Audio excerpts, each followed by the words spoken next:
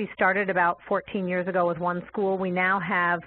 20, and we're looking to increase by about 3 to 4 schools a year, up to probably about 35 or 40 schools is the sort of target number that we have often talked about, in a sense trying to create a district of schools so that we can see, is it possible to run a high-functioning district of schools? In our case, right now, it's across 3 geographies. We are in Brooklyn, New York,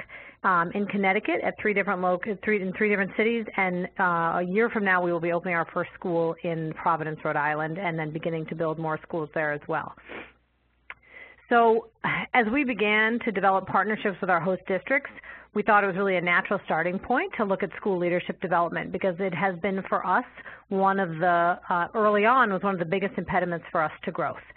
We have, in fact, at times had to delay opening schools because we could not find a school leader who we felt would be a strong leader for that school. And we recognize that for all of us in doing this work across the country, that it's only going to take us so far for us to go and, recruit school leaders from other cities and bring them to us. At some point, that becomes a zero-sum game. So we have been working internally for about 5 years to think about how we create a pipeline of school leadership development, really identifying teachers at the very early stages who we think have leadership potential and moving them into increasingly higher leadership positions, and then ultimately